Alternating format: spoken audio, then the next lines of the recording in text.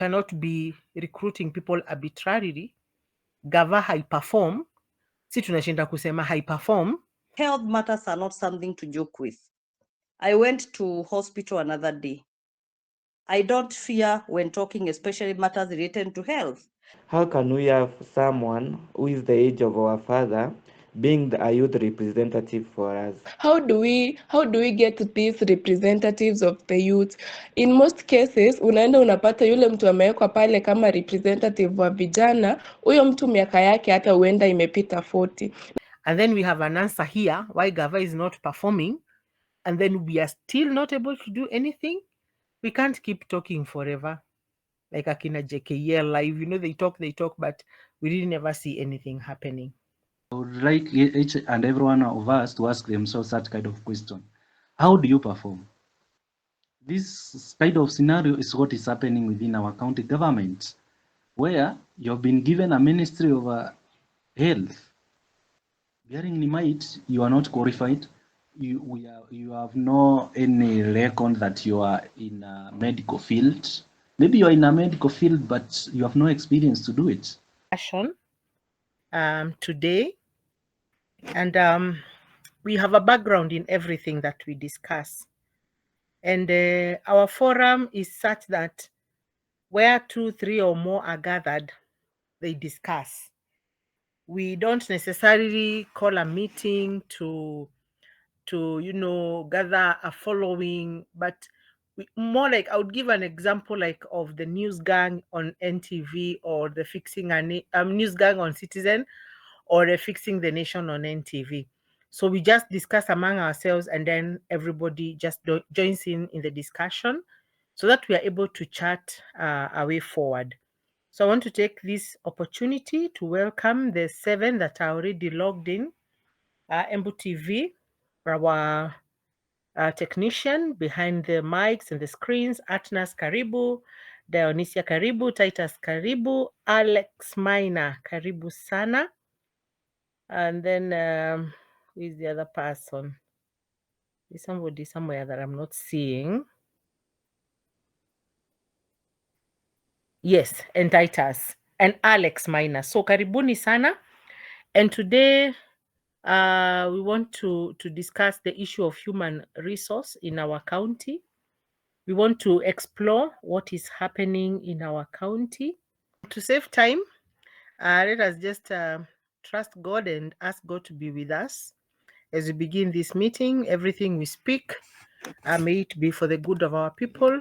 Therefore, God, we ask that you guide our discussion and everything that we are going to discuss today. If we err in what we are going to discuss, Lord, we seek your forgiveness early enough, but give us light and shed light on our path, that whatever we discuss today may be for your glory and may bring the change that is so much desired by your people in Embu County. Amen. Amen. So, thank you. Earlier this week, 4 days ago, Embu came to the limelight. Of course, Embu was not on her own, but anytime something that is connected with you or associated with you, when something happens, definitely you feel it and you pick it up. There's a saying that says that a man's toothache at any one time means more to him than a famine killing millions. That there can be hunger somewhere in the world or in the country, but when you just have a toothache, because a toothache is seen as something very small and almost insignificant, you will rush to your dentist, and at that time you will not be wondering what is happening to the people that are very hungry in northern Kenya or somewhere across the globe. And this is what happened with Embu County 4 days ago. And it is not the first time that Embu County is trending for some, well, not really wrong reason, but for some interesting reasons. And while in future we are going to explore all those issues, today I want us to think about what happened 4 days ago, and is because Embu came into the limelight as a county that had recruited 911, approximately 911 workers without interviews. The jobs were not advertised, but those positions were filled. And of course, like is the norm, anytime something goes public, then people respond to it. And there also has been a lot of feedback about why that could be happening. Of course, we know that our county government generally in Kenya, or do I just say government, is generally very politicized. But looking at the trend with which the government is going, when I say the government, I mean national and county, then it means there is a serious problem with the politicization of processes that maybe should not be politicized. Because this government and any other government come to power through promising service delivery. The ultimate authority, the person who is responsible, is definitely the head. But the head cannot deliver on their own, so they must have a workforce or a personnel that does the work for them. And therefore, it is expected if personnel is to deliver a mandate, they need to be qualified. They need to be qualified by all respect. In Kenya, on average, qualification means appropriate training, which is educational training. It could be professional training. It means years of relevant experience or closely related experience. But what is happening if now people are being recruited without interviews and without their jobs being advertised? Then it means somebody is just picking anybody out there and putting them in a position. Well, if you're to give them a benefit of doubt at that point, we would say, okay, well done, if you handpicked somebody qualified. But what do we have the constitution and procedures for if they are not being followed? Then why do we have many organizations out there having recruitment procedures if those organizations they are not going to follow those recruitment procedures? And the most important one is to begin with identifying a gap or a need, advertising, in capital letters, advertising, that is making the public know of the existence of that vacancy in the most popular manner. Then number 3, receiving applications from candidates who think they are suitable for that position. And of course, it is believed that most of them will think they are qualified if they meet the requirements for the recruitment for that position. Number 4, the organization, in this case, the county government, receives the applications from the suitable candidates. Of course, within a time frame, that means there's a deadline. After the deadline, there is scrutinizing all the applications and shortlisting the ones who've met minimum requirements. And while I'm at that point, I want to highlight something that is in today's Nation paper. I don't know whether our technical person can get that newspaper or that extract of the Nation. The IEBC announced vacancies for the chairman of the IEBC and members of the IEBC. They published 1,539 applicants in 8 pages of the Daily Nations, including lawyers who had applied, PhD holders, and there is some people I saw who have diplomas, and they have been published. So the county government is a government entity. It is not governed or directed by different laws. After shortlisting in the list, they're supposed to shortlist and advertise the shortlist. After that, they're supposed to conduct interviews to determine the most qualified candidate for the job through a competitive process.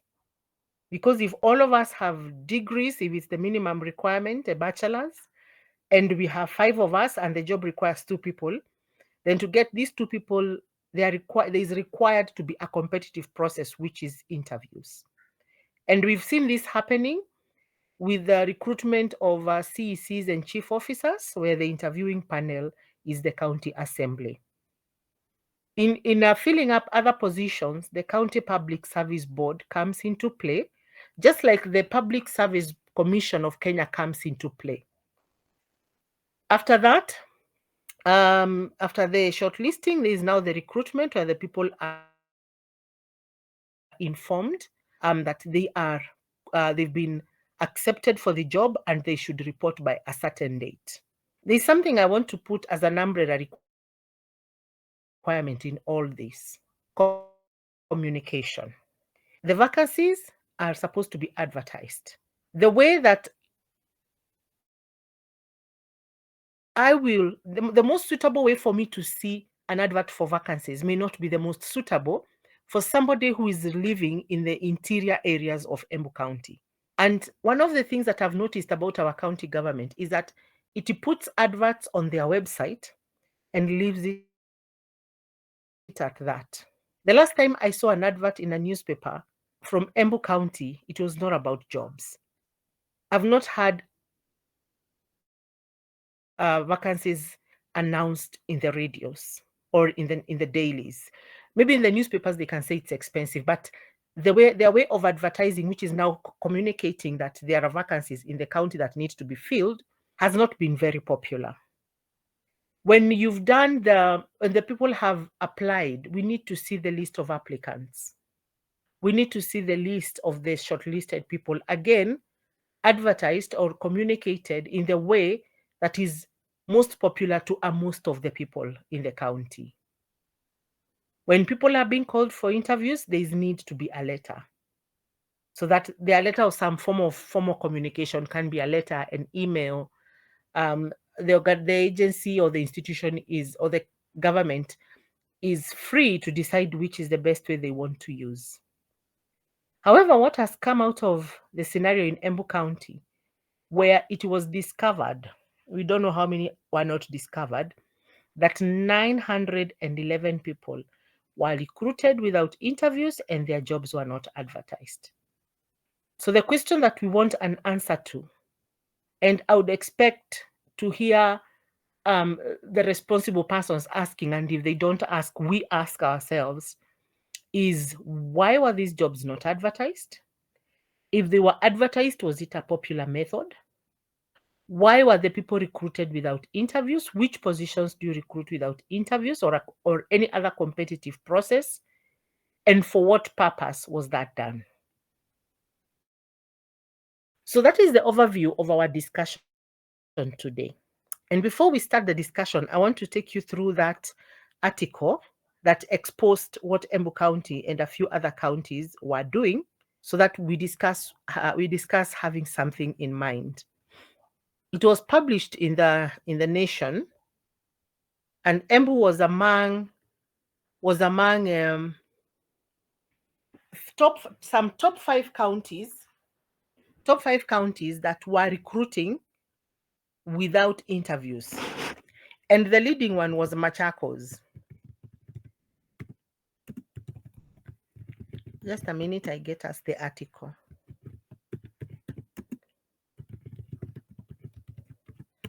And if you have the poster, if you have the poster that advertised for these for this show, then you will find it. You will find it there. So I want to share this.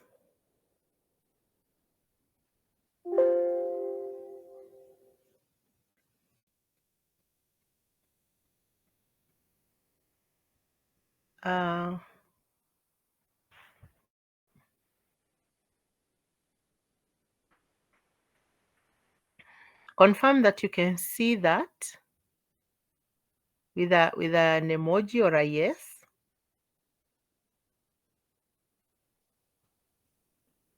Karibu sana Kimathi, I can see you. Kevin, I can see you. So I was sharing the article where Embu was exposed for recruiting without interviews. And so this is the article.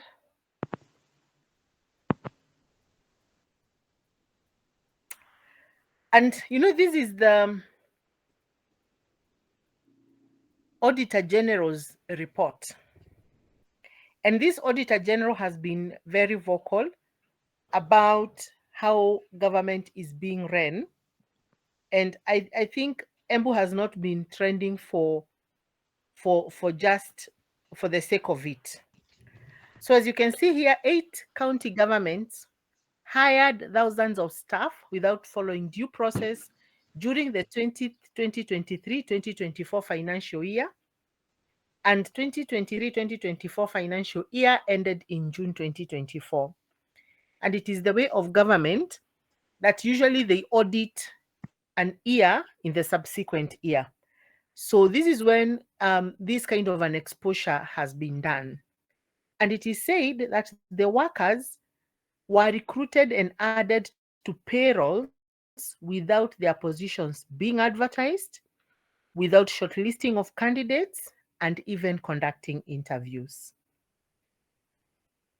The staff were recruited in Samburu, Trans Nzoia, Nairobi, Narok, Nandi, Embu, Machakos, and Uasin Gishu. And these workers who like apparently can qualify to be ghost workers. Because kama gava inafanya audit ya HR ama ya human resource na inakuta kuna watu wameajiriwa and there is no trace of how they were recruited, they could as well be ghost workers. Or if a head count was done, a physical head count, and they were found to be there, but maybe they don't even have salaries. So it goes on to say that the report shows that in some cases, there was no evidence of vacancy declaration for positions before hiring, and in other cases, personal files of staff containing employment records were missing. So according to the Auditor General, these personal files were missing. But the question we want to ask and we want an answer to, a question that our files did they ever exist? Because missing ni kumaanisha kitu ilikuwa haikuwa. And so the general method of auditing and reporting audit results is to not look accusatory, but you found the people, but the files, we cannot imagine files were not there, so for whatever reason they were missing. But if you look at the precedence that has been set, is that there was not even advertisement. Let us go on and find out what some of these positions were.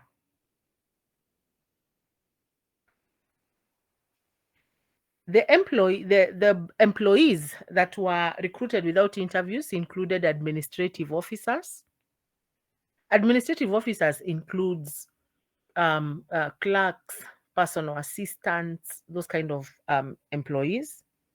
Early childhood ECD teachers, clerical officers, directors, trade development officers, and enforcement officers. And in Embu County, if you remember, there was another big saga, big scandal with enforcement officers. When the governor was sworn in, within the first, hata sidhani 6 months ziliisha. In 6 months, she had sent home all enforcement officers that were serving in the previous government. There was not a single justification of to why a governor would send enforcement officers home. Si retiree, hakuna appraisal, and then you recruit you replace them with people who did not go for interviews. And I'll tell you at some point before we open up this for discussion, the point at which we even say they didn't go for interviews. Because in some cases, interviews were conducted, but the people who are in the interview are not the people who are recruited. We are given the example of Samburu, where the county employed 29 individuals to work for the governor's delivery unit without approval from the County Public Service Board. We have the GDUs in Embu County, That is a case in example. No records for advertisements were there. Did you see any for Embu, for the GDUs? No applications were found. Did you find any? Shortlisting, interviews, and selection process of candidates did not take place. So at the time, the report continues to say that at that time, the 29 employees had been paid a whopping 6 million. How much is a GDU paid in Embu? That, for example, we can ask, wanaweza lipwa mshahara yao ifike mpaka 60 million. In Embu, we only have 20 GDUs. And I think they draw a salary of between 20 to 30. So if this wage bill for 29 employees is 60 million, I don't know what a wage bill of untraceable employees would be in Embu County, to 911. Then it goes on to say that in this case of the 29 employees, the governor's delivery unit under which they have been working was not provided for in the approved organization structure, and the duties and responsibilities of the members of the GDU team were not defined. So what do GDUs do? Who are GDUs? It is emerging from the Auditor General's report that hakuna kitu kama hiyo provided in the county government. And the county government is run by the County Government Act of 2012. There's no provision for GDUs.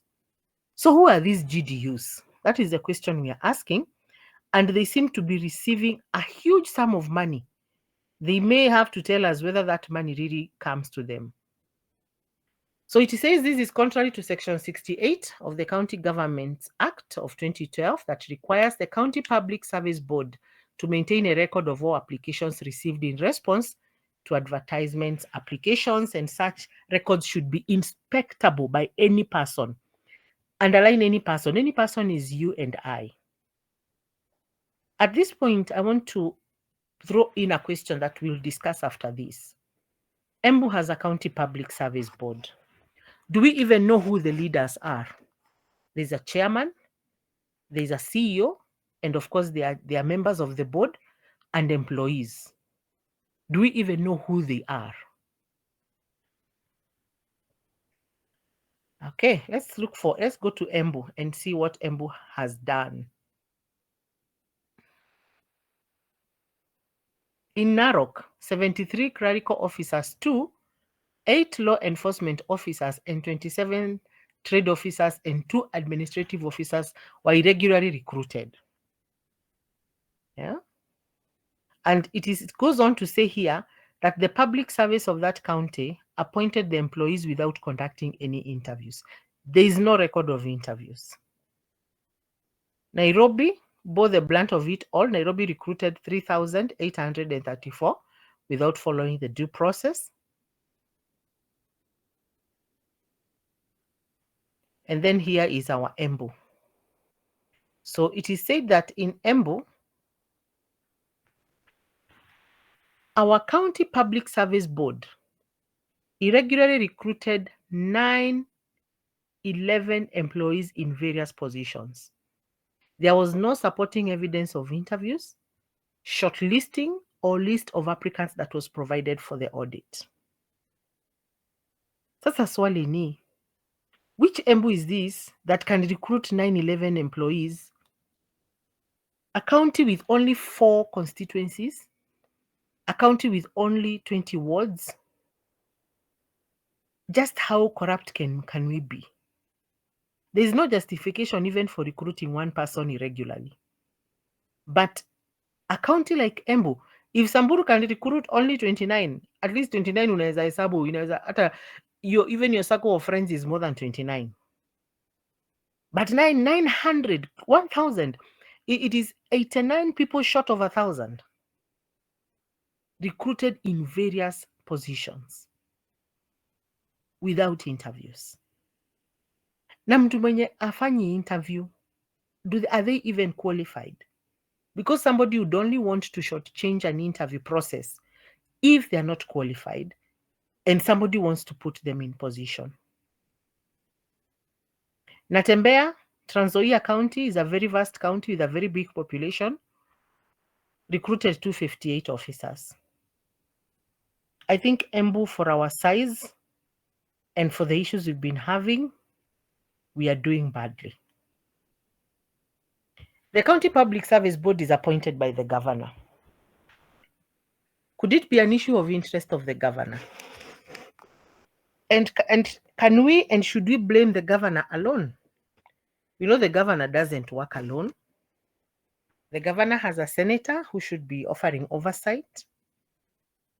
There are MPs, MCAs who should be offering oversight in the county. Or are they also beneficiaries in this case? Ama ni vile kila MCA aliambiwa alete watu 45 kutoka kwa ward yake. If you include the nominated MCAs, could be 30 per MCA.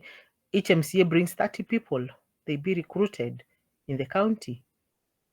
So that now we are not able to question what the governor is doing. Who is the head of the County Public Service Board? Does this county even have a human resource manager? Are they even qualified for that position?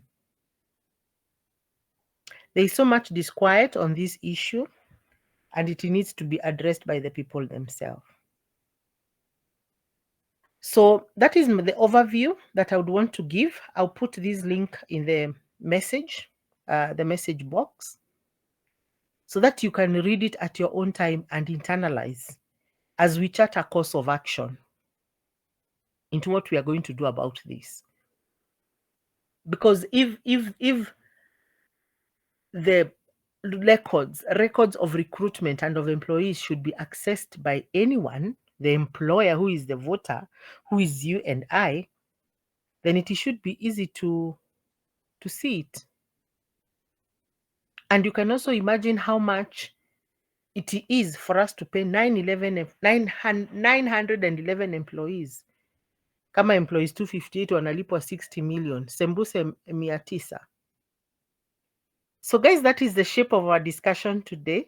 I'm not meant to dominate the discussion, just to share with you the face of this discussion and why we felt that as moderators, we needed the people to know this and to interrogate it.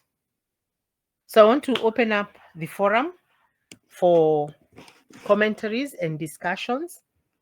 As you make your commentary and discussion, you can also propose a way forward, what you'd love us to do, so that this has to stop. Because we cannot be recruiting people arbitrarily. Gava high perform, si tunashinda kusema high perform, and then we have an answer here why Gava is not performing, and then we are still not able to do anything. We can't keep talking forever.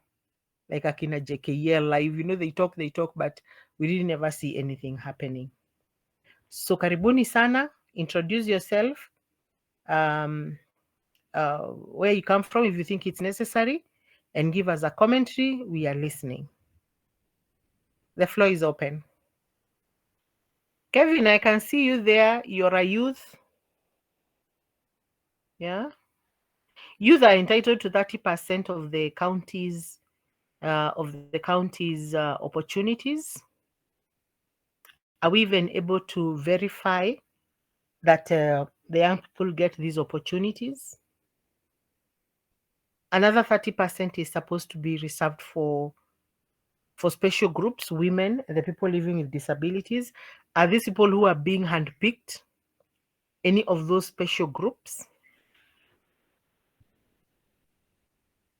So that is the status of our county. What are your thoughts? What can we do? Are we able to even do anything? Is there something that should be done that we are not doing? Should we charge someone with this responsibility? Should we even be doing a petition or a letter to someone from this discussion?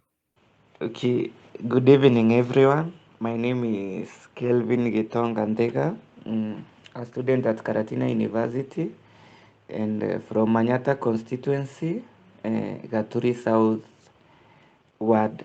Thank you, Madam Frida, for this opportunity, for this forum, and everyone who is in. And I would like to say that following that report of the employment without recruitment, I think we can see why we have lagging behind health facilities in our county, why we have programs not going forward in our county, them being health sector being the one leading, then education, and then followed by other sectors. Because seeing that we had 60 million paid to these people, this the money which could fund the health facilities in our county, in our constituencies, and also in other sectors.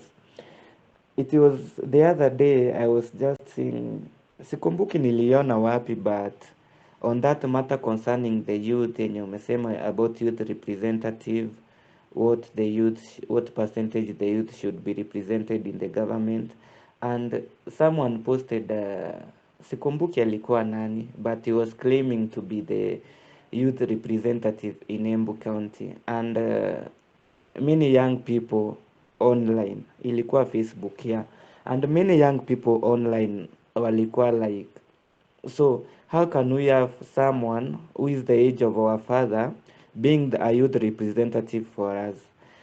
How does this person understand the challenges the young people are going through, yet is from a different generation with different ideologies and different perspective of viewing things?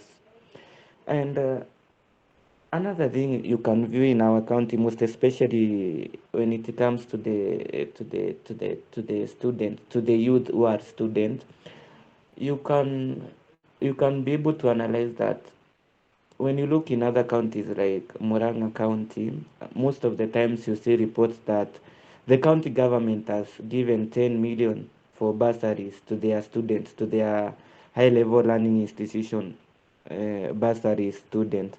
But when it comes to Embu County, you never see such opportunities. And I think some things should not be happening that way.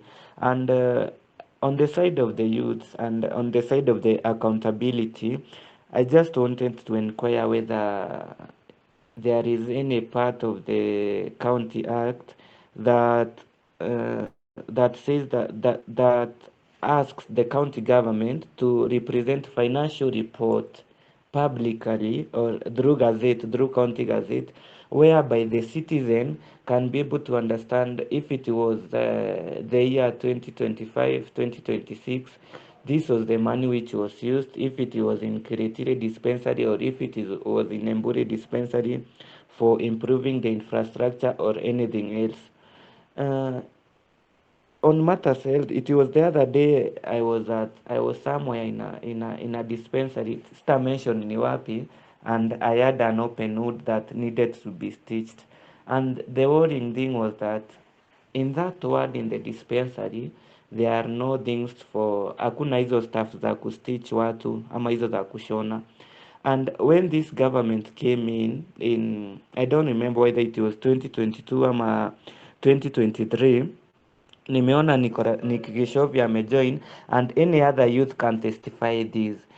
There were programs that were happening through the office of the youth, the office of Gasheri, whereby they were going to every ward, and in every ward they were making sure they were programmed for youth, and they were coming up with speakers who were speaking to the youth concerning drugs, employment, and everything else.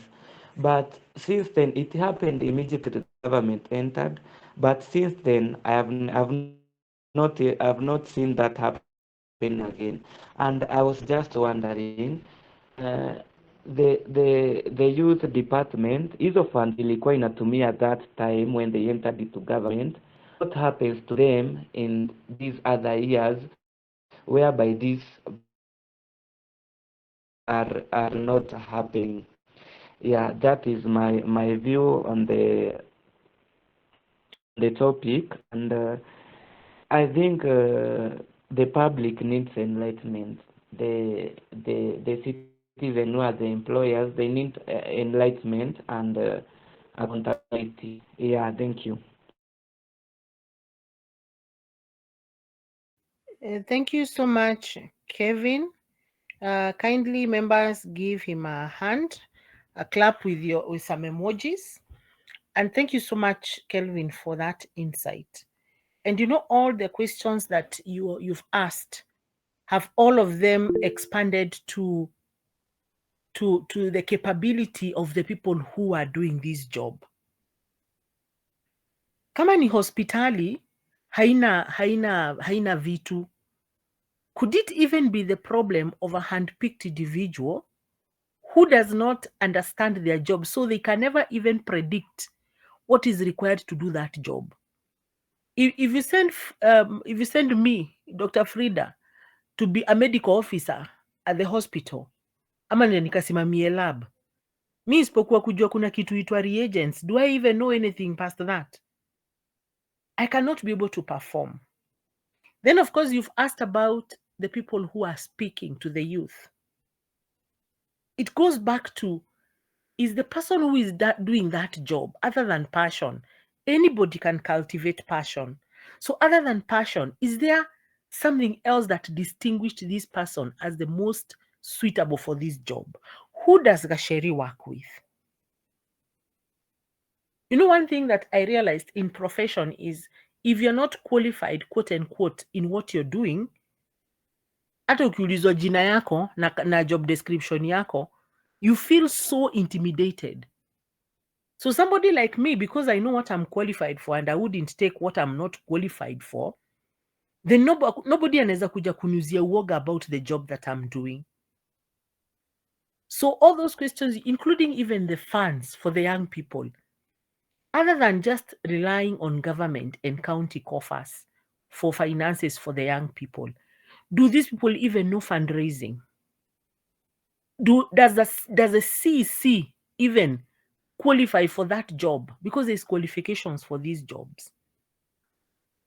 You may not have a bachelor degree in youth development, but you can have somebody who's done sociology and has done a lot of work with the young people. Somebody who's done agribusiness, but has done a lot of agribusiness work for the young people. So do even the officers that we have, do they even have that qualification, that requirement? Do they meet it? Are their records available so that we scrutinize? Because, you know, in this meeting and in this forum, what we say is, we will keep telling them what they are not doing until they embarrass us with what they are doing. We don't mind to be embarrassed. Me nasemanga, you shut me up, but shut me up with facts, with what you're doing. Because me, I'm seeing what you're not doing. It's not my business to advertise what you're doing right. It is your business.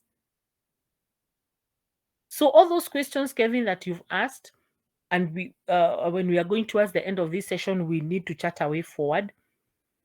Surrounding what we are talking about, these 911 employees who are employed without any interviews, which means possibly they didn't have any qualification. Possibly they're the ones they landed in those positions.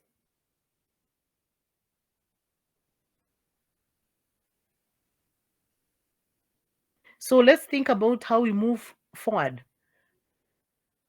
My comments in this forum are not final, so anybody is free to contribute even to what Kevin has said. Thank you, Kevin, for starting off the plenary. Let's hear from somebody else, has an experience, yeah? Some feedback. Before I share with you what the some of the information I have from the population, because I have two cases that I would want to share with you.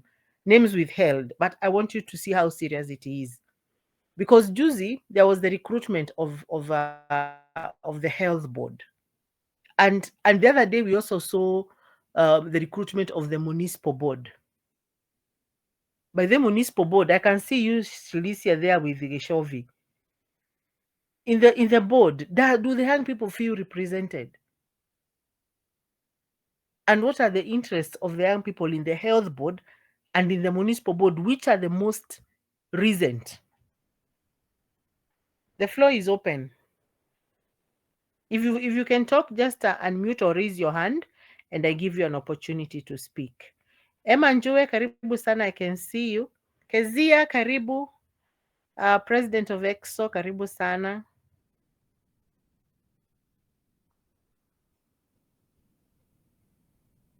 What is happening, guys? Do you see what we are seeing, or ama tuna kama tunangoja 2027 tuamke kuwanyorosha pia, tukubaliane hiyo, tukubaliane tukitoka hapa, kila mtu anatafuta watu wake kumi. We spread the propaganda that this is not the government that we want. This is not me. Kwanza ile kitu niuma sana na muniruhusu ni senator. A senator who cannot question anything is very annoying. So, Kezia, you're welcome. Yeah. So the floor is open.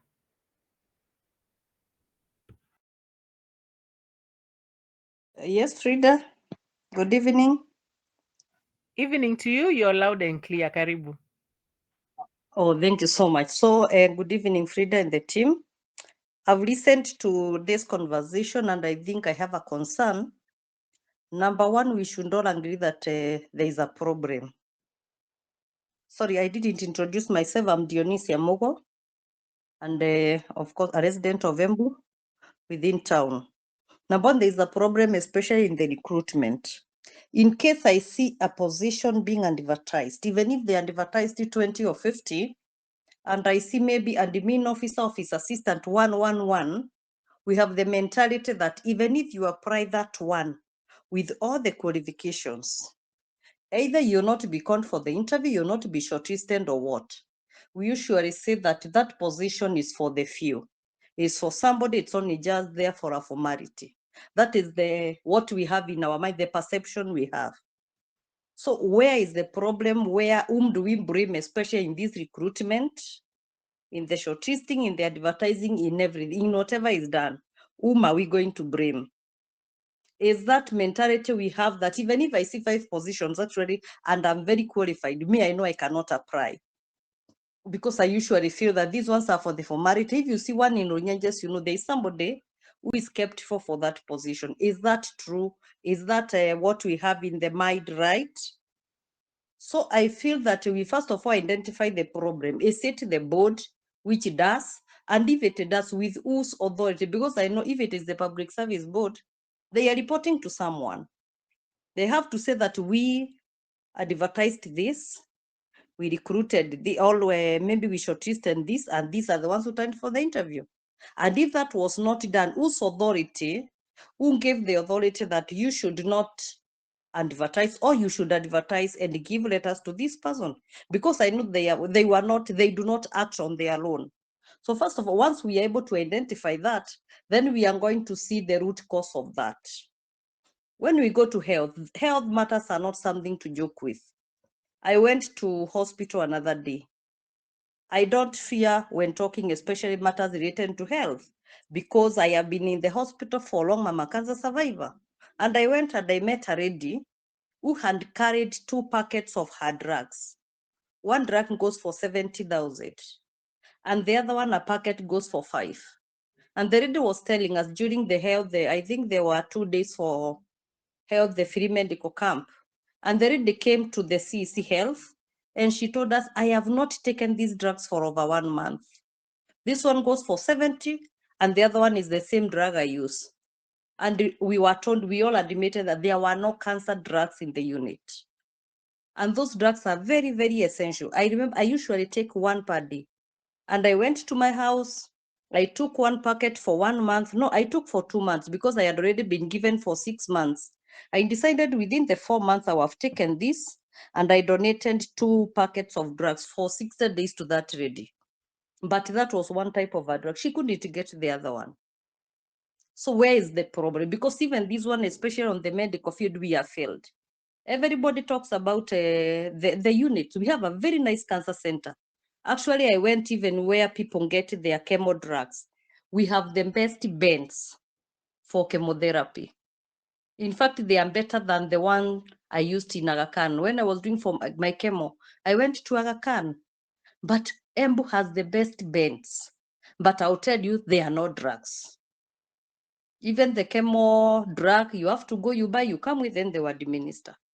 So those are two issues which are related. That is why I have decided to combine. But let us check, where is the problem? Is it the board? If it is the board, yes. Maybe they'll be asked, they'll be put under, maybe they'll be investigated. Why did they act like this? So once we know the problem, then we can now maybe address it from there.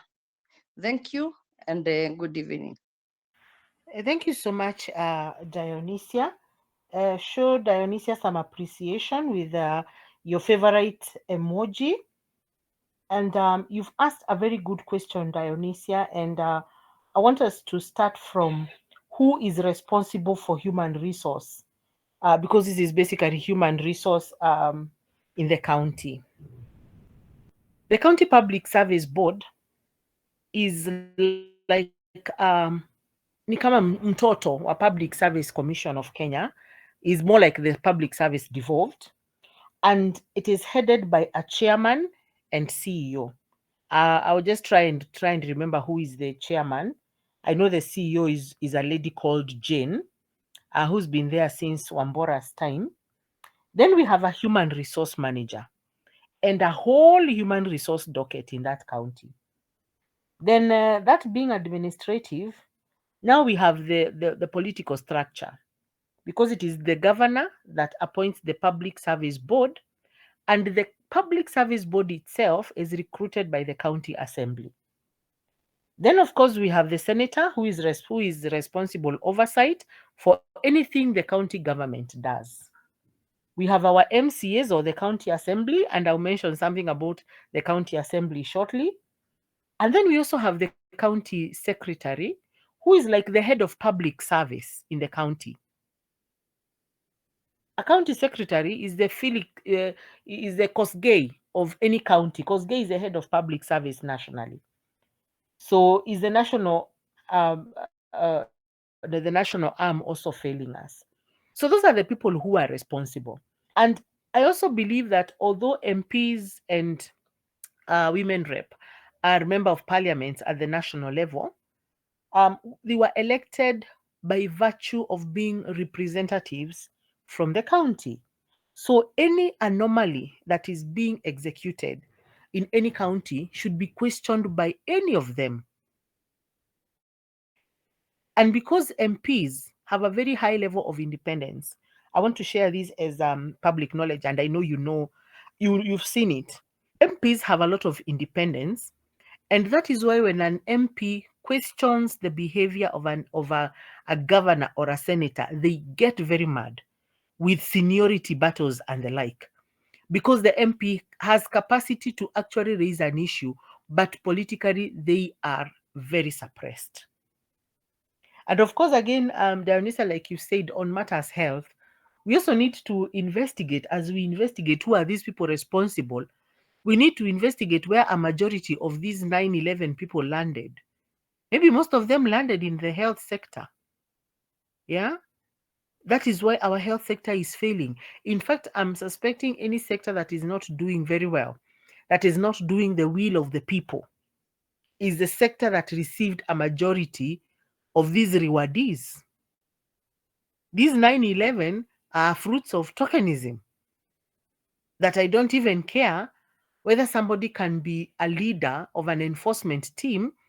And you know the way enforcement teams operate, they need a lot of order. But as a governor, they handpick a leader for them, a leader who doesn't care because they are being rewarded for the votes they brought or the support they gave the governor.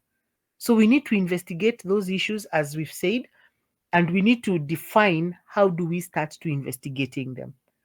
How do we start to investigate them? We can actually do a letter to anybody who touches on issues human resource, even the speaker of the county. If the speaker does not recruit these junior officers, he recruits the board, the county public board that executes this atrocity.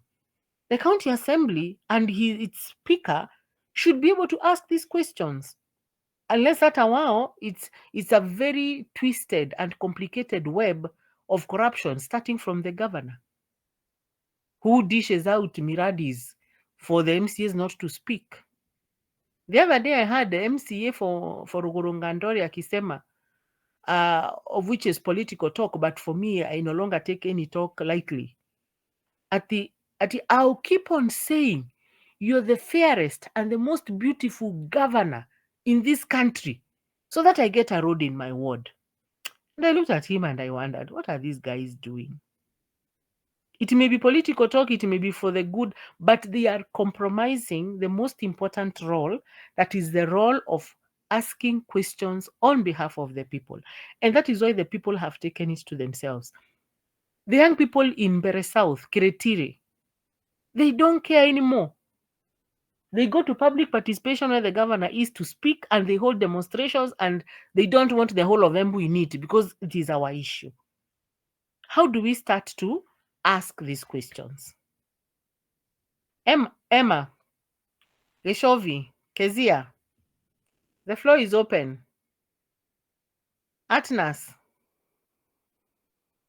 somebody pick a mic and speak and say something. We'll be closing in a few, and we need a way forward, so that when we are done with this, by the time we are coming next week to discuss matters of nominated MCAs, then I will have some feedback on this. I want us to take these matters very seriously. Hatuwezi kaa kwa county bila oversight. Okay, someone pick the mic kindly and good evening. speak. Karibu Okay, sana. Good evening to everyone. you. Yeah, you're loud and clear. Karibu. Okay, I'm Nick Mashari. I'm a chairperson, Manyata constituency EXO. And I stand here as a youth from Embu County. And you allow me to go directly or to say something.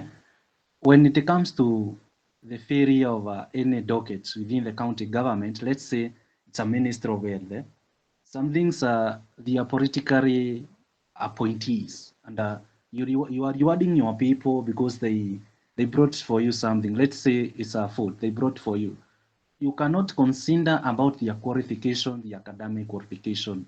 Let me give a scenario. Just imagine now you are a teacher of chemistry in high school, and now you are being given to teach mathematics, or let's say you went to the university, you have studied chemistry and mathematics. And now because there is a vacancy in let's say in a certain school to be teaching English Lit, now you're being given to be teaching English Lit, and yet you went to do, you are a teacher chemistry mathematics by profession. Now you have been given a docket to read as a English Lit teacher. How would you perform? I would like each and every one of us to ask themselves that kind of question. How do you perform? What kind of a feedback will it be? How will be the delivery of the content? Okay, this kind of scenario, it's what is happening. This kind of scenario is what is happening within our county government, where you've been given a ministry of health. Bearing in mind, you are not qualified. You have no any record that you are in a medical field. Maybe you are in a medical field, but you have no experience to do it. There will be an empty performance. Okay, when it comes to distribution of drugs, you don't know which drug to be distributed in a certain hospital, because you're supposed to know. Let's say it's in Embu County, you have the data.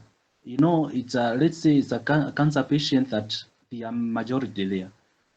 It will be difficult for you to allocate such hospital with the equipment that it requires, or with the medicine that it is requires, because you lack awareness.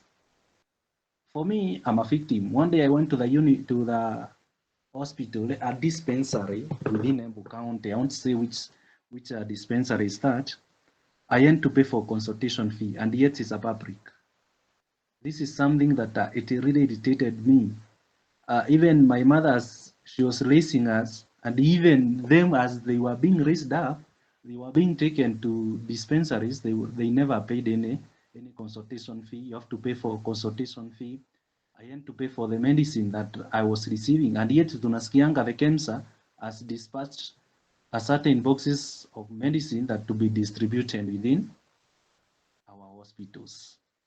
Then another thing, youth representation. This one thing that we lack, allow me to be not to be biased or to put my statement in such kind of a way. There's a different type of generation when it comes to leadership. There's the old leaders and the young leaders. We have the gap. And allow me to ask you, Madam Frida, will the gap between the old leaders and the young leaders converge or diverge? We lack something we call it intergenerational conversational space, where youth and those who are in power, we have a conversation.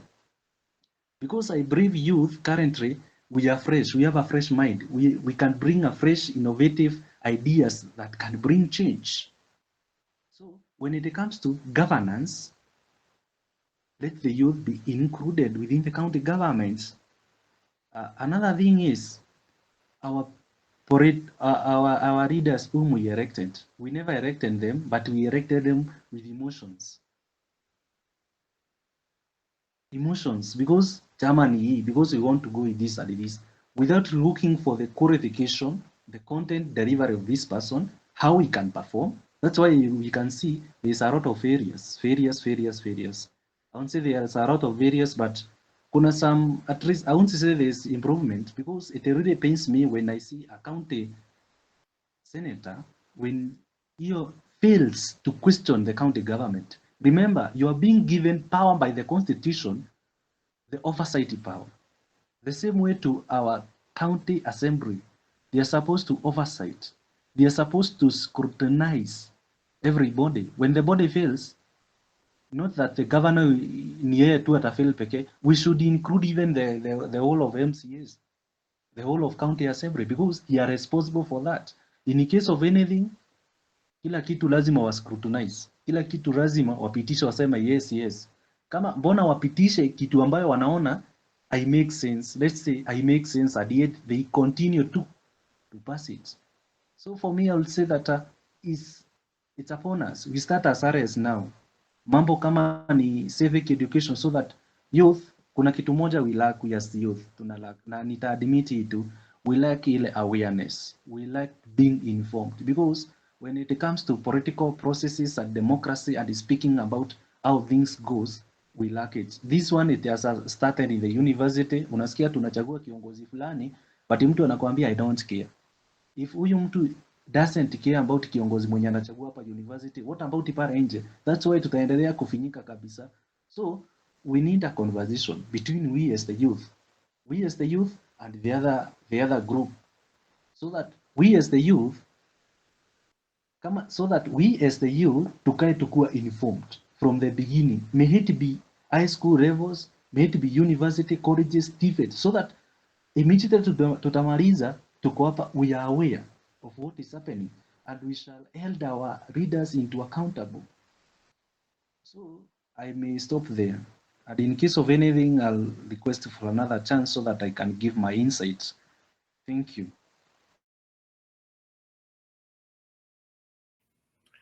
Kindly give him some appreciation with your favorite emoji. Thank you so much for your input. And you've thrown a lot into the minds of the people who are listening. And one of the questions that I have, because when this happens, mostly inakuanga is the young people who suffer. Most people reward, let me stop saying most people, let me just say most governors and most leaders who are caught up in such a mess usually reward people their age. It is a research that has been done and it has been found. So in Kenya today, most of our leaders, governors, senators, women reps, are people who are in their 50s.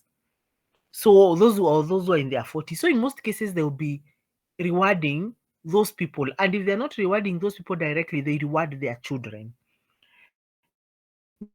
Na ukiona mtu akitetea mtoto wake aajiriwe bila interview, ni kumaanisha huyo mtoto pia ako na kasoro mahali. But of course, there is also the challenge, so that I throw in a question for thoughts. There's also the challenge of, are the young people ready to take up these positions so that they execute that mandate that they have, or that vision that they have? Ama ni mtu mwingine hapo ako in their 60s, atakuja for example 2027 akuja ajue, oh, so the young people just want to be involved, this is what I'm going to do with them because what I need is votes. Are the young people able to amass themselves and decide, this is how we are taking charge of these processes? Sawa, wewe governor ikeni yule mnataka, lakini senator tunaweka mmoja wetu, and then you'll be able to exert pressure on the senator, because the way the structure of politics is in Kenya right now is as much as people are supposed to be pushing the senator, it is not that way. It is that the governor is the one who is able to influence the senator, because they influence which senator comes in. And so the question that I have in my mind right now is, what do the young people need from us? When you talk about the young people, we're talking about 35 years, 34 years and below. What do you need from us who are above that bracket? Because even if you look at the way you people do your things, there's something you need, and you need to be able to tell people like us, so that what we can provide, we provide. What we can't provide and we know who has, we connect you and direct you in that direction. But what it is that you people want, young people want, so that you're in these positions of influence. Because like now, I think in Embu County, there has been over roughly 9 to 11 boards zile zimeformiwa, but mi sijaona wanarika wakilishwa. When I ask those questions, usually I'm given answers. But when I look at who this person who is representing the youth is actually just a rewardee. Ni mtu ameenda kusema na kudance music, kusema vile mdosi anataka na kudance music ya boss, si vile mwanarika wenzake watamwambia, si vile ata hold forum na wanarika wamwambie tunataka hivi na hivi na hii board. Hautaona mwanarika kwa health board ati wanarika wataenda wamwambie, as young people, like, we can't afford to pay SHA. Can the government find a way of making healthcare affordable for the young people? Ama as young people hatugonjekangi because we are strong and healthy? Those are the questions that I want to give, to have answers to, so that our conversation is meaningful. We have very strong youth organizations that we can even have platforms to push these agendas with. Kezia is here, is the president of a very vibrant youth organization. If she's able to receive the needs of the young people and she pushes them, because I know she's fearless and vocal, mweke na Kevin, mweke na Geshovia hapo na Sirisia, why would we not go anywhere? Why would we not go anywhere? Embu TV is here, and you guys are all here. Then I and the rest, we just give you support. Why would we not do that? So what is it that the young people want? What help do you want from us? Possibly answer that question so that we are able to shape this discussion.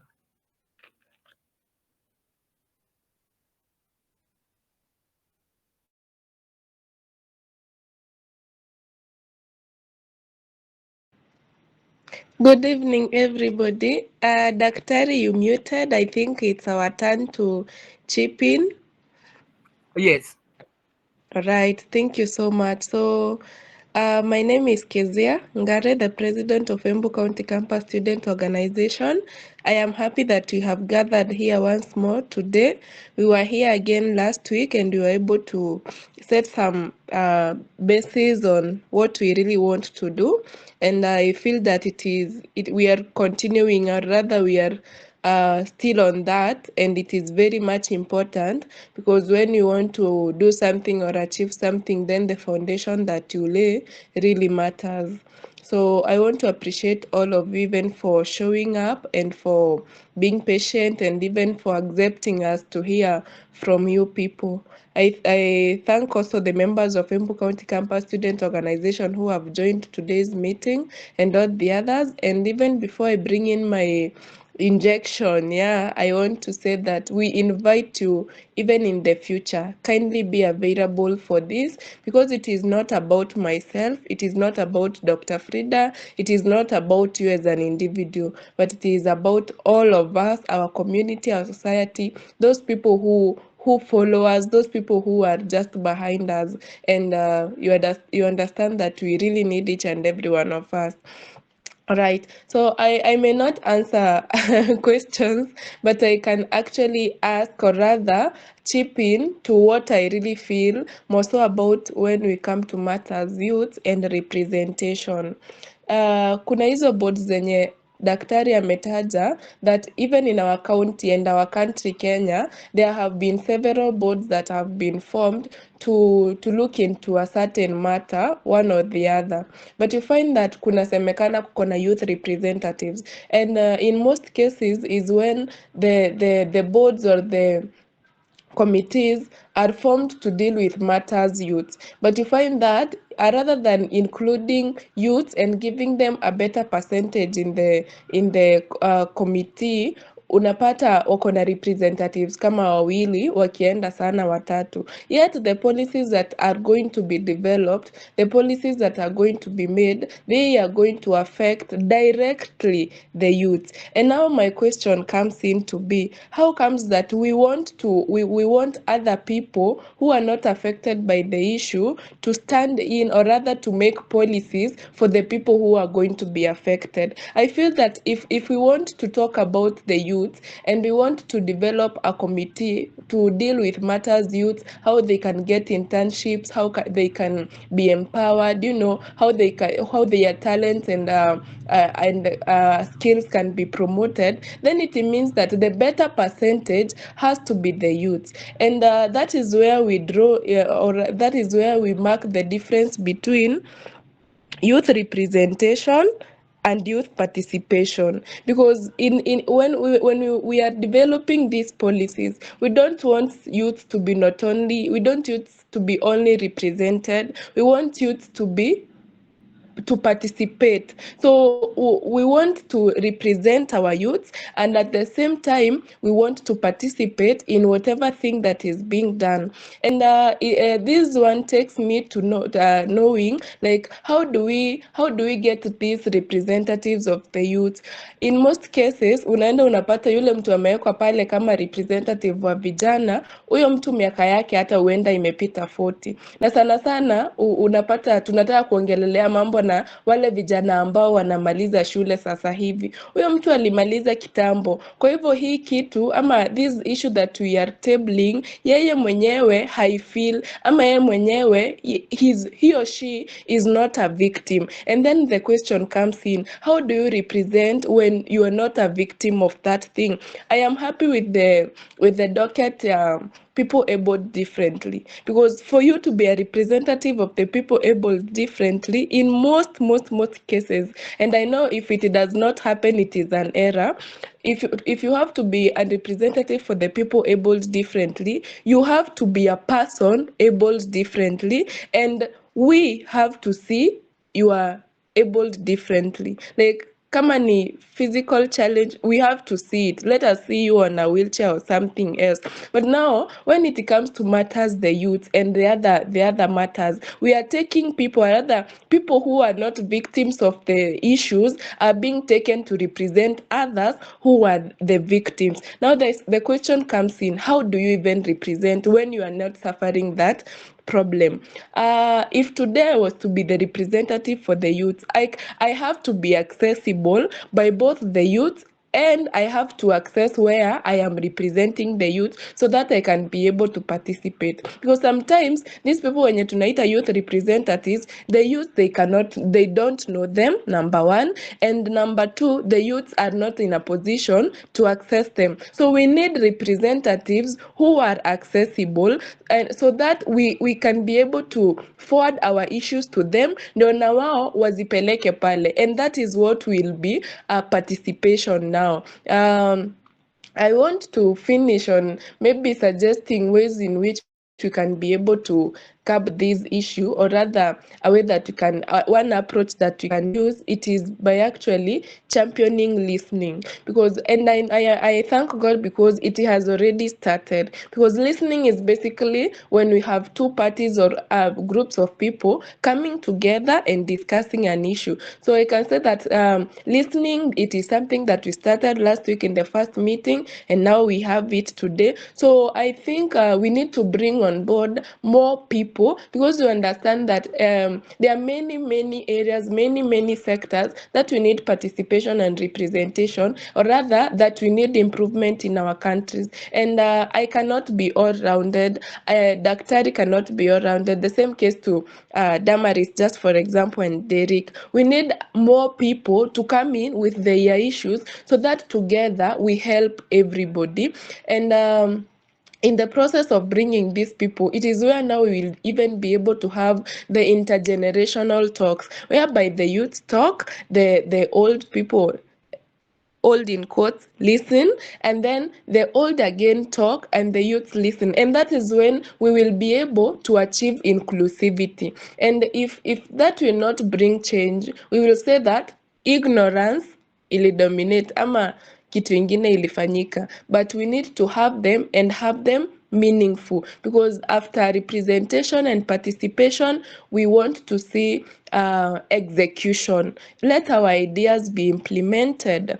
Sometimes as youth, we are just I take this example, what do we call it, public participation, like when walikuwa nataka kuanza, for example, the SHA.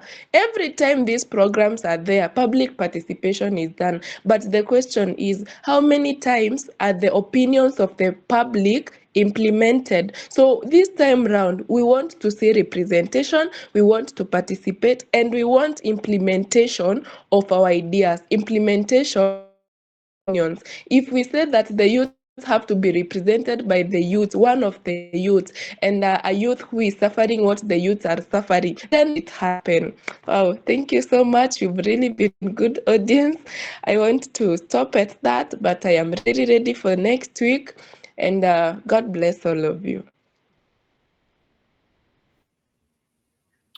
Thank you so much, Kezia. You're receiving some emojis.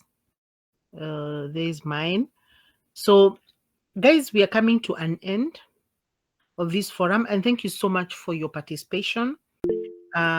Most of you are okay. Yeah, I'll give you, Levi. I'll give you your chance in a moment. You're really raising a lot of issues that will also inform future discussions, and I want to let you know that in future we might actually turn this into a show. And I want two questions possibly responded to. I don't like saying answered. Answered to Nachia class as Levi comes on board. Is what do the young people need to be a force? You've been promised, you've been told that you're the future leaders. You're saying no, we are the leaders of today. The future is here. What is it that the young people need? And then tell me, have the young people called themselves for a meeting, that is Kiembu directly translated, and believed that you're actually qualified to serve in these boards? And if you don't know, just say you don't know, so that now we find a way of having that information reach you. So that hata tukisema, like Dionysia spoke here a few minutes ago, and she said that she's very well versed in health matters. She knows herself. But the young people, do you know what it takes to serve in these boards, and are you qualified for it? So Levi, kindly come on board. The floor is yours.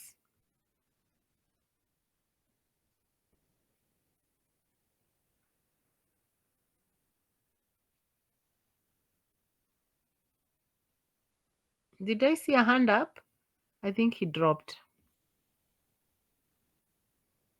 Levi Mbakaya. Yeshovi? Chance, madam. Yes, you're loud and clear. Continue. Yeah. Yes. Okay. Let me allow me to say this. You are asking what youth loves, eh? Let me tell you, I'm one of the youth. I interact with youth, and from the grassroots level, ni kule vijijini, kule Isagi. Na one thing about youth wanakosa, wanasema isio ite wanategwa isi yetu. So you will allow me to speak it sometime Kiembu, so somebody will get, but you allow me to speak it. Nikadhani express my point. Youth wadi komero, unaenda kuambia kitu na mwambia, ai, hizo ziti anaweka hata hizo tesi yenyu. So allow me to say this, but youth, they have ignorance that a certain position is not them, but what youth need, they need a civic education. Okay, sometime as a young person within the society, I try to initiate this conversation. Whenever I go and meet the border guys, the young people who are my age mates, they are sitting, I just try to give them some information, kidogo kidogo to civic education. Nawambia, okay, you are learning, you are educated. Do you know you can occupy this seat? So what youth lack is the civic education. Actually, if you do civic education, it will be easy for us to convince the youth that you are capable of doing this, you can make it, you can do this. Okay, then another thing, tumeongea kuhusu the public participation.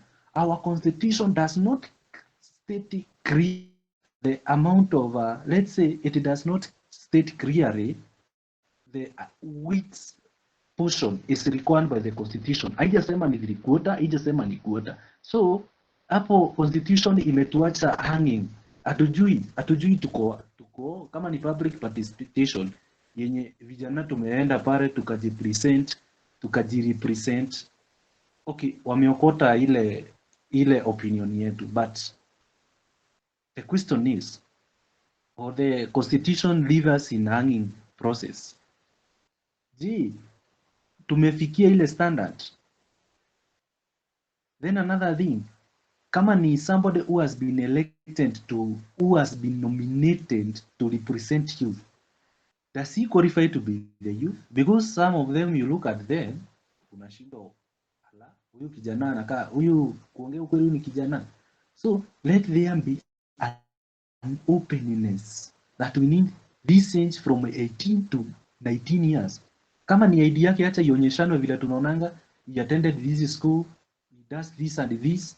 This is his age, actual age, na ikuwe presented na ikuwe available to the media, so that we are aware this is the kijana, this is our vijana. Then another thing, tuko na shida mingi vijana. I do say the change start with us, but we are resisting to change. We are resisting to bring the change because we are not organized as the youth. One thing, because you are not organized. Let me tell you, if you can have a one umbrella within Embu County of the youth only, that tunataka vijana mwenye ataturepresent, sisi wenyewe tunachagua mwenye tunataka. See, not that the other generation, they choose for themselves. They choose for themselves, their son, their cousins, whatever. So we only lack one body, one umbrella as vijana yenye itakuwa inaturepresent. So what you only need as vijana, civic education. Civic education itatupia guideline, the importance of having one group as vijana, one voice. So we have a duty to do. We have a duty to do as young people. I think I'm through, and if I'm not through, I'd like any question.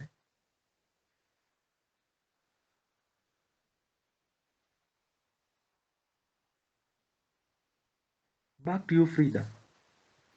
Thank you so much, Masharia. I think you can be a good host. Yes, is someone speaking? You can be a good host. Unamaliza na unasema kama kuna swali ulizwe. Okay.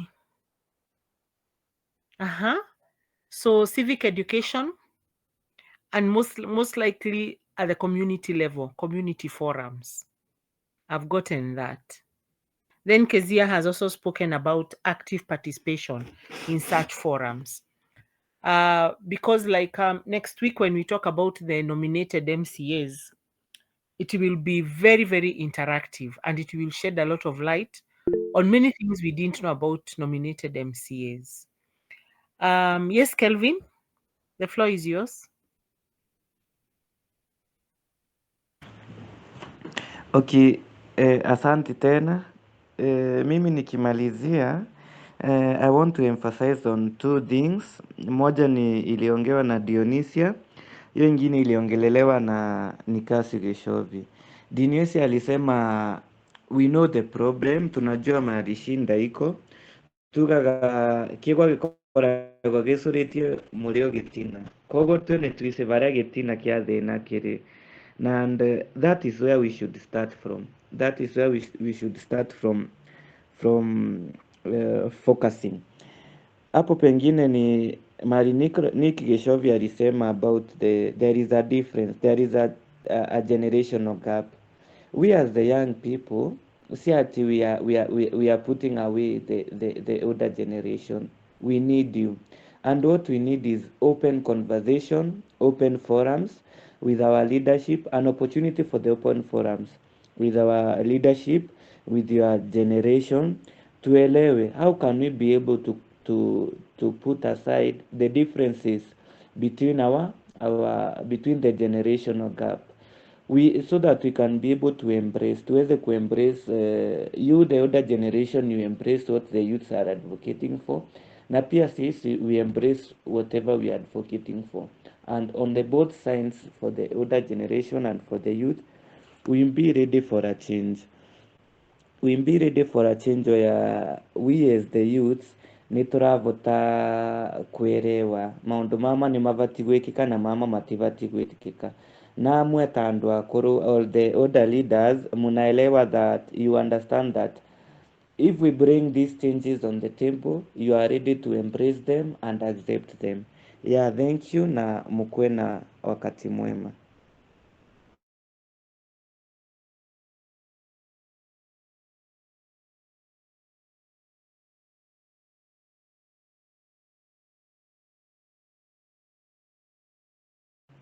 Back to you, Frida. Oh, sorry, I was speaking behind a muted mic. Thank you so much, Kelvin, for that conversation between us guys. Raundi nimekubali kurepresent the elder generation and you guys. So and because as you've seen from the online forums we've been having, the older generation to a large extent is not very receptive of technology. So I think what I'm also hearing from you is more of physical forums, so that we can have these conversations. Now, what I've done in response to that, I think I have an immediate course of action, is that there's some fundraising I do, and I'll try to do it for that purpose. So I've put a link kwa chat, mtaangalia, ya kuregister, and haina details mob, just register the contact yenye unangetaka tukucontact nayo. You can just put your email or your telephone number, so that now when I organize these forums, I think you're the first people that I would like you pick up this forum and you be available, because we are going to do it. I've done it before. We are going to institutionalize it so that we try and pursue the change that we want to see. So thank you so much for that. Atnas, you've not spoken.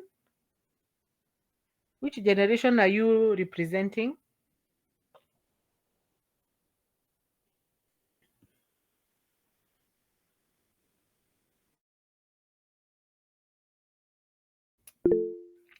Atnas alilala. Kelvin, you have something to say? Yeah, ningependa tukimalizia kila mtu atuambie jina na chenye anafananga, kina wewe, kina Dionisia, Atnas, Emma. Labda naweza taka kununua kiatu na niwe unauzanga pale town. Yeah, thank you. Okay. Let us start from far left on my screen. Kezia? Okay, thank you. I said my name is Kezia Ngare, the president for Embu County Campus Students Organization EXO. It is an organization for all students or comrades in higher learning institutions that come from Embu County, irrespective of where they are schooling. I am also a student at Kirinyaga University. In third year, I pursue bachelor's in education arts, geography and business. And I am an entrepreneur. I do business, I sell clothes, closets, utensils, and some well-being food supplements online, and I do delivery. Thank you.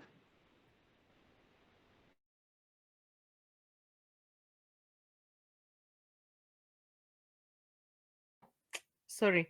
Thank you, Kezia. Atnas, what do you do and who are you?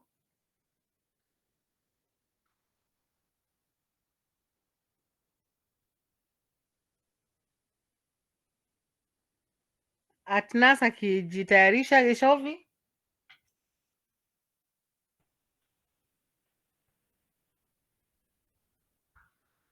Okay,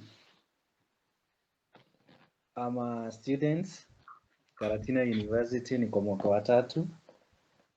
Mi nafanya currently I'm pursuing my business administration, option finance and banking. Currently pursuing data analytic at Faith Tech. And another thing, I'm an environmental activist. Then hiyo ingine kazi bado, kazi nang'ang'ana tu. We are doing a gig jobs, and I serve as chairperson Manyata constituency, Embu County Kapa Student Organization. Thank you. Thank you, Geshovi. Emma.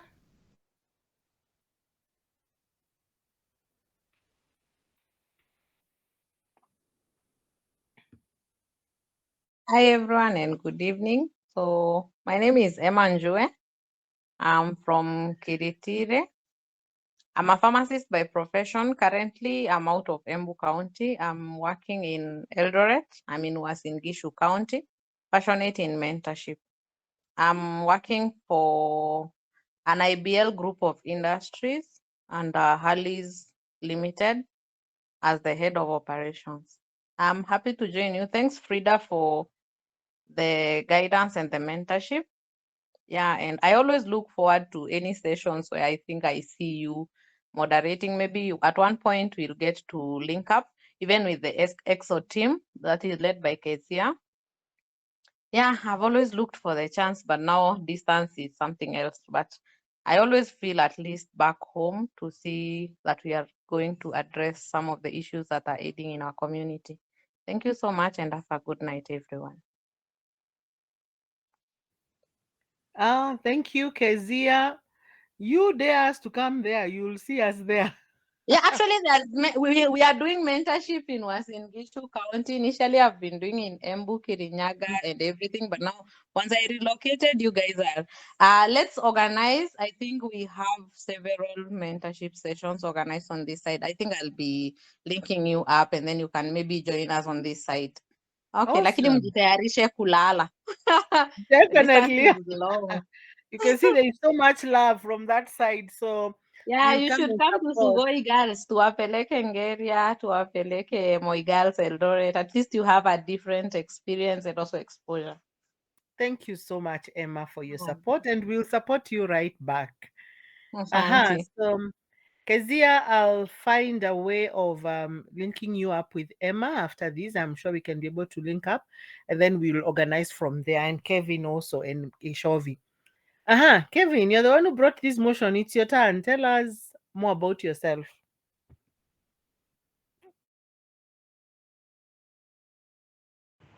Okay, thank you Frida. Kama vile nilisema naitwa Kevin Getonga Mdega from Manyata constituency. Yeah, Gaturi South and Kondogweta Gwakevwe. I'm in the Embu County Campus Student Organization as the Vice President. And also I'm a student. I'm a second year student at Karatina University, pursuing Bachelor of Arts in Political Science and Public Administration. Va wĩra ndingiuga kwĩna wĩra ndutaga kazi labda munipe nyinyi wenyewe huku, nyinyi ndio mko na opportunities. Yeah, thank you. Mkuwe na wakati mwema. Hoping to see you once again and we will interact more. Thank you.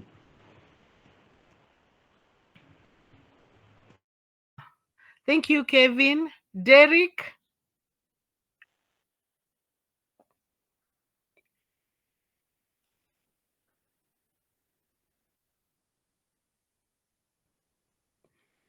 Derek, are you speaking behind a muted mic?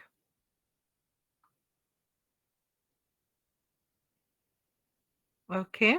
Dionysia? Yeah, good evening all. Mm. My name is Dionysia Mugo from Embu, a place called Gatunduri. I work in an NGO, USAID funded project. I've been Embu, maybe Embu, Kitui, but finally right now I'm in Nakuru, that's where I'm working currently. Despite the shakeups of Trump here and there, we are still here. And I'm also a student at Kabarak University pursuing my master's in MBA, option operations. I'm happy to be here, courtesy invite from Frida. Maybe I just wanted to reason more about the youth because my children, I think they are your ages in the campus, others and one is working.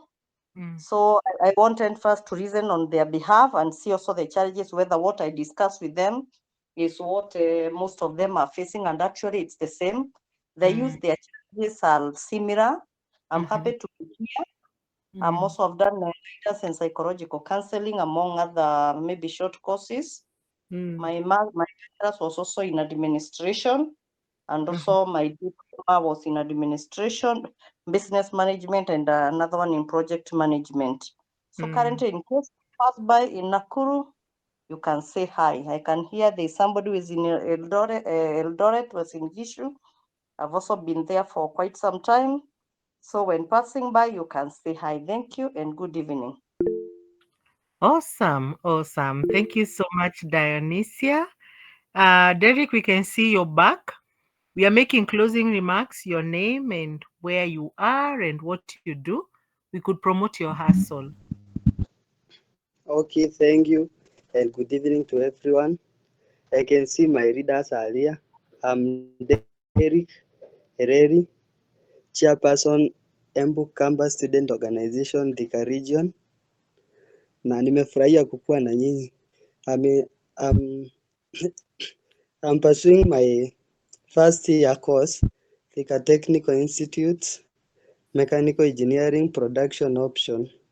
Hapo kwa biashara pia mimi I'm like helping, but I do attend mentorship programs with Kezia and other EXO members. Thank you. Thank you, Derek. Atnas is back. Karibu, Atnas. The floor is yours. Thank you very much, Daktari, for inviting me to your forum. My name's Atnas Mabu Galgalo.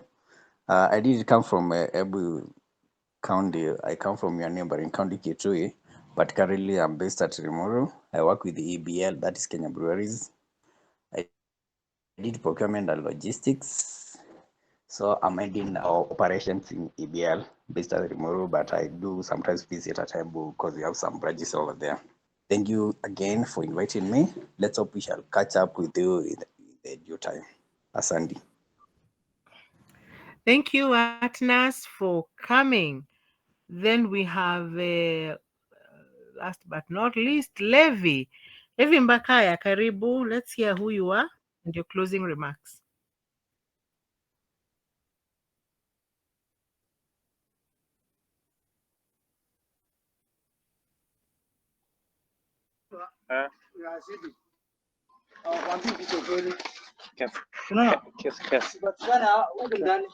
Hello, my name is Hi. Levin Bakaya. I'm very sorry. I've been busy up and down. That is why I've not maybe responded earlier. Okay, my name is Levin Bakaya. I'm from Wasingishu County, specific Eldoret, but currently I'm in Thika. I come here for hustle. I'm just working as a primary teacher, and I'm very happy to hear what the youth are doing. because I know with leadership we have the power and capability. We can do a lot, and I'm very happy to be in this meeting for the first time, and I hope maybe as the day goes I'll be engaging together with you as we see how we can help one another and even to educate one another through whichever is going around us. Thank you so much. I really appreciate. You're welcome. Thank you so much, Levi. My name is Dr. Frida Karani. My name is Frida Karani. That is what gives me joy. If you like, you can call me Dr. Frida. I'm not a medic by profession. I'm a PhD holder in strategic management. I'm a gender equality and social inclusion specialist and a governance analyst. And I've also been a political candidate in Embu County 2022. I vied for the Senate position. I also do youth development, and I really like preparing them for what is ahead of them, because for me, the good decisions I made were guided by someone. And sometimes where I didn't have guidance, I didn't make some very good decisions. So I like the young people to walk a more definite path than I did. As much as there's no script for anyone's path of life, but I believe with guidance here and there, discussion here and there, our younger people can be better professionals and better adults ahead. So that is what I do. And what puts food on my table is that I serve with the Public Service Commission of Kenya. So with that, guys, it is my pleasure to release you to go and attend to your other evening duties. It's been awesome having you.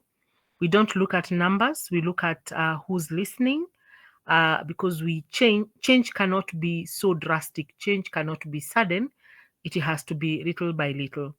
Next week, we are going to delve into what nominated leaders means, specifically nominated MCAs, because the mandate that we have chosen for ourselves is the mandate of the county.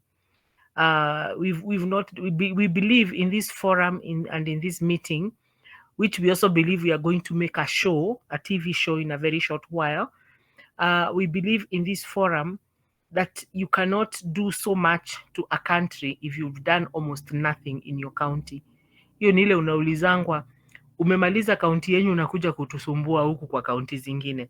So we've made our mandate Embu, and we hope that even as we speak about Embu, then other counties can also benchmark and learn from the discussions that we have. It has been awesome having you. Next week, come with a friend or two, and let us discuss what nominated MCAs mean for us as taxpayers. Have a good evening and cheers. Bye-bye.